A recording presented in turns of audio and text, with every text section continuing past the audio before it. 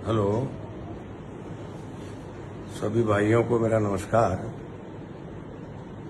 पिछले 15 दिन से मैं जयपुर में था। मेरी घरवाली की बहुत ज्यादा तबीयत खराब थी और मौत से संघर्ष कर रही थी। अंत में तमाम प्रयास करने के बावजूद भी नहीं बचा पाए हम। ऐसा विधि को मंजूर था। मौत पे किसी का जोर तो है नहीं। हानि लाभ जीवन वर्ण जस अपयस हाथ। कल उनकी डेथ हो गई। जयपुर से हम धौलपुर ले आए और उनका अंतिम संस्कार कर दिया गया। मेरी जानकारी में जयपुर में आ गई थी कि इस तरह से जगन्नाथ सिंह की हत्या कर दी गई है जेल के अंदर। बहुत बुरा हुआ। हर व्यक्ति को बुरा लगा, समाज को भी बुरा लगा, हम सबको भी ये बहुत ही दिल से बुरा लगा।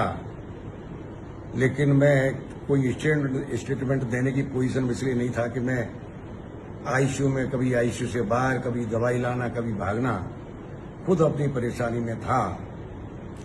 आज दाह संस्कार हो गया।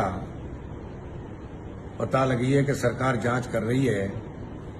सरकार की तरफ हमारी भी निगाह है किस तरह की जांच कर रही है। अगर कोई जांच के परिणाम सही नहीं आते हैं और सही पता नहीं लगता है किस तरह से मौत हुई है, किस तरह से हत्या हुई है, किन किन लोगों ने हत्या की है, अगर ये पर्दाफाश नहीं होता तो निश्चित तौर पे लोकतंत्र में जो भी होता है उस तरीके से हम आंदोलन करेंगे। रही बात ये बरसात के मेढक जो आ जाते हैं, जो लाशों पे नेतागिरी करते हैं और दिखावा करते हैं, उन्हें ये जानकारी तो कोई है नहीं कि कौन आदमी किस परिस्थिति में है। 40 साल से गिरमी रखा है। तुम 2 मिनट में तो विरोधी के पैर छीते हो, 2 मिनट में जो विरोधी है उसके पैर पकड़ लेते हो, 2 मिनट में तुम सरेंडर हो जाते हो, समाज की दुआई देते हो। समाज के वफादार कब कब तुम रहे हो? तुमने कब कब समाज का साथ दिया है? तुम्हें अपनी गरिबान में जाके देखी तुम कितने वफादार हो समाज के प्रति। तुम यहाँ लाशों पे नेतागिरी करने आ जाते हो। आखिर ये हम ही करेंगे और हम ही न्याय दिलवाएंगे। तुम केवल लाशों पर राजनीति करने वाले हो। कुछ बाहर के लोग आ जाते हैं जिन्हें कहीं ठिकाना नहीं है। पैसे लेके चुनाव लड़ते हैं बाहर के लोग, और यहाँ के लोग जो भयवश।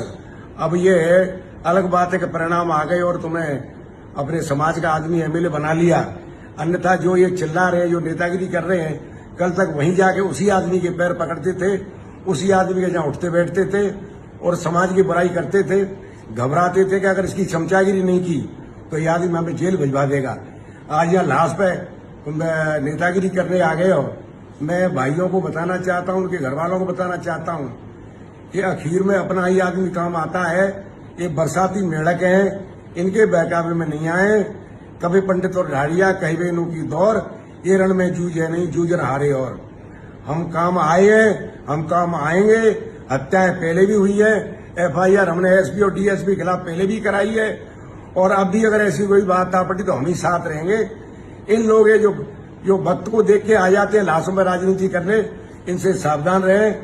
मैं जिस दिन ये तेजी खत्म हो जाएगी मैं आऊंगा और वहां जाके फिरने भी मैं आऊंगा। मेरी लेकिन मजबूरी है इस समय। जिसके घर में विपदा होती है वही जानता है, जिसके परिवार में विपदा होती है वही जानता है। इसलिए मैं इन कारणों की वजह से नहीं आ पा रहा हूं। मेरा समाज से भी निवेदन है, घर वालों से भी निवेदन है, शांति रखें, लोगों के बहकावे में नहीं आए। निश्चित तौर पर सरकार न्याय देगी, न्याय मिलेगा।